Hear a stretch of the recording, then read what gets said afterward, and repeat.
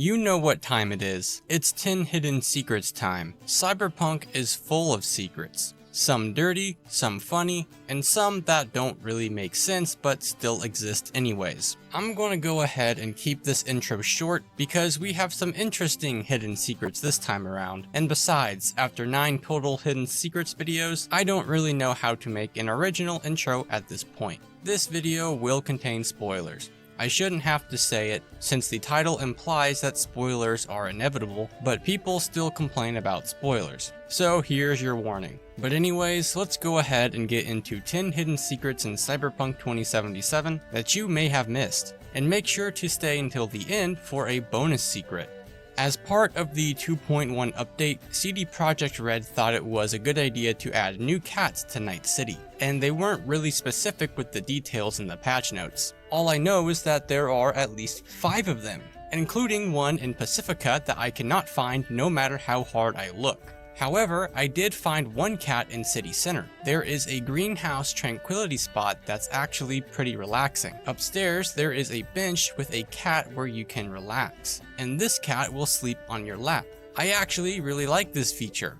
It's a nice rest stop between committing crime. Now, in a previous 10 Hidden Secrets video, we discussed secrets within the new Romance Hangout quest. You'd think that a small roleplay feature wouldn't have so many secrets. But of course, CD Projekt Red, being the tenacious overachievers that they are, there's a small detail you probably missed the first 36 times you played this quest. Of course, if you look in the mirror, there is a chance that your partner will slap the soul out of you. The Judy butt incident. However, if you decided to walk up to your partner and just strip naked, your partner will actually give you a fun, positive response to doing so. At least Judy does. I wasn't able to get Panam to say anything. I never romanced Carrie, and River... we don't talk about River. I see everything. I constantly see people say that in Cyberpunk, your actions don't have consequences. At least those who still hate Cyberpunk because their dusty PlayStation 4 wasn't able to run it say so. Regardless, your actions in Cyberpunk have lasting consequences. Even the side gigs that most people usually just ignore because they assume it has no substance. During the Watson gig, Woman of La Mancha, Regina hires you for a hit job on someone named Anna Hamill. But she chooses you because she thinks you can solve the issue without actually killing her. Well, you'll have to ask around to find her and make your way up into the room that she's staying in, and convince her to drop the case. However, if you chose the Nomad life path, you can convince her to leave town and join the Nomads. You're a woman of principle. This ain't your city. Be better just to skip town. Join a Nomad clan. They're like you, believing in something more.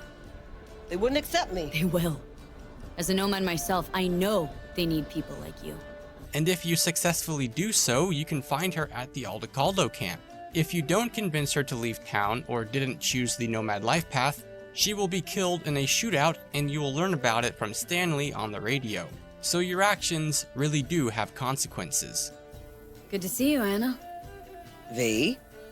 They leave you with the kids. Guess you're already part of the family. I don't know about you, but one of my favorite quests in the game is Johnny's side quest Chippin' In. During this quest, you give control of your body over to Johnny so he can talk to Rogue and convince her to take out Atom Smasher. But Johnny ends up taking your body for a joyride the entire night. Atom Smasher works with a guy named Grayson, and the main focus of Johnny's adventures is getting information about where to find him and his girlfriend, Ruby Collins. You'll then make your way to the docks where you'll find Grayson, and you will have the choice to either kill him or let him go. Well, if you let him go, he will actually end up killing Ruby. After the quest, you can mosey on over to the Night City Columbarium, and you'll be able to find a niche for Ruby. Ruby. Wait, that Ruby? When it comes to Skippy, you either love him or hate him.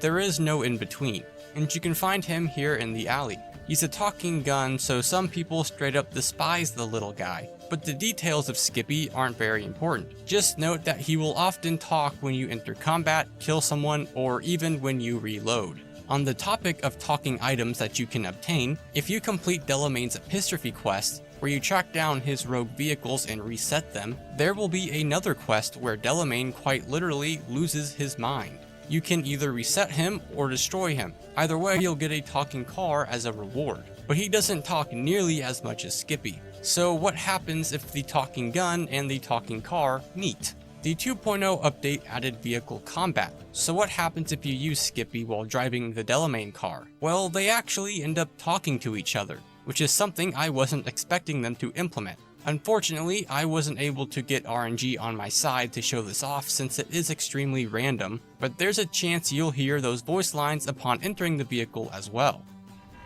Fun fact.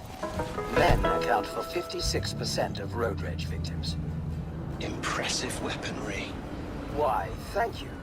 Now here is a cool detail, and I'm honestly shocked that this was even put into the game to begin with. During the Phantom Liberty prologue, you and Songbird make your way into the stadium via the parking garage system. Songbird will periodically ask you random questions that are inside her mind to pass the time, the first of which will be about Konpeki Plaza. She will ask why you tried to rob the hotel, where you can choose between a few different options. But if you decided to, I don't know, commit the 13th reason by jumping down into the dark abyss, Songbird will actually regret her words.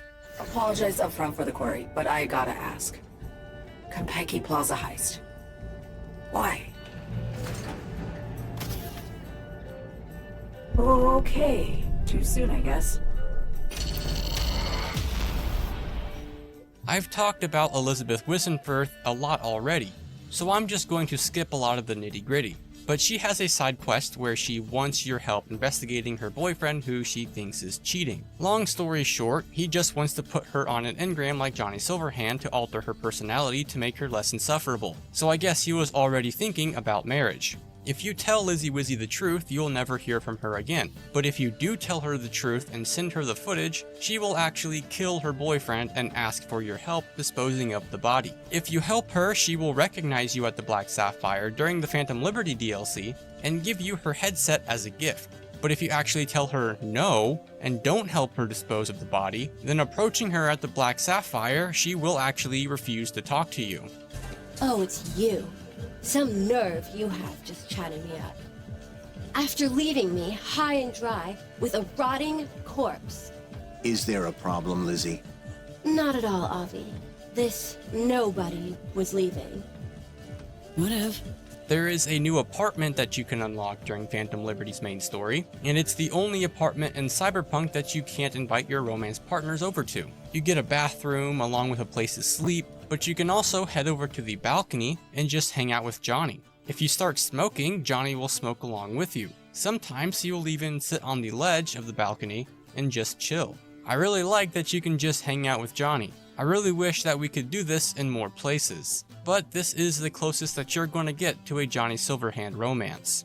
There is a side quest in Cyberpunk called the Ballad of Buck Ravers that blatantly mocks the real-life music industry. But without getting into the details, you'll eventually need to talk to a guy who's your stereotypical indie rock fan who's obsessed with Johnny Silverhand and Samurai, and as part of the quest you need to convince him that you are a real Samurai fan with Johnny's help. However, if you manage to do the side quest Chippin' In and unlock Johnny's jacket, and then wear it during the Ballad of Buck Ravers, the Samurai fan will notice your jacket and absolutely soil himself. Wait a sec. What's that you're wearing? Isn't that... Jealous? Got it from an old Chuma Johnny's. It's all about the connections. Now, there was something that was added in one of the more recent patches, and it's this secret phone in the Northern Badlands where you talk with Johnny during the quest Chippin' In. The only code that I could find that works on this phone is 4734946, but once you enter the code, you'll be presented with this cryptic system reboot sequence. I'm not sure what this could be, but some theories include the Bakaneko, a cat spirit that brings misfortune and the dead back to life, and the system reboot could be a reference to your story, and some people think it could be a Matrix reference, where people use landlines to leave and enter said Matrix. Just some food for thought. and that is 10 hidden secrets, but as a bonus secret, I want to look at Cyberpunk content outside of the game itself. Back on Valentine's Day, the Cyberpunk Twitter page posted these Tinder-style profiles for each of the romance options, and all of their profiles actually reflect the personalities of the characters. Judy is that typical, always miserable, fake punk type of girl who claims to be a rebel, but follows societal norms pushed by the system because they don't want to be a thorn in society, and makes fighting injustice her whole personality. Claims to hate one-night stands, but puts out on the first date, and claims to be independent despite completely relying on codependency due to her abandonment issues developed during her adolescence. The type of girl who thinks sex work is actually fighting the system. I even dated one of these a few years ago. She was the worst. And the best. I'm honestly surprised that she didn't put mocks in her bio, considering how much she hides behind them, as if they would actually have her back for all the dumb stuff that she does. River Ward, having no riz or social skills, makes his bio as boring and cliche as possible. And River, being the weirdo that he is, ends the bio with a creepy pickup line. Also, he's a 40-year-old pursuing a girl half his age. Leonardo DiCaprio much? Carey, being a famous musician, just puts lyrics from his songs, which seems pretty accurate. He doesn't even need to try. Panam's profile showcases her honesty and have it to be extremely straightforward by saying, "If you match my energy, I'll sleep with you." Also, Panam is 33. She is 10 whole years older than you. I just blew your mind. There you have it. That was 10 hidden secrets in Cyberpunk. I'm close to having enough secrets for a part 10 to this series, so make sure to leave comments of any secrets that I have not covered, and subscribe for more Cyberpunk and other RPG content. Anyways, I'll see you later, and remember, the media lies.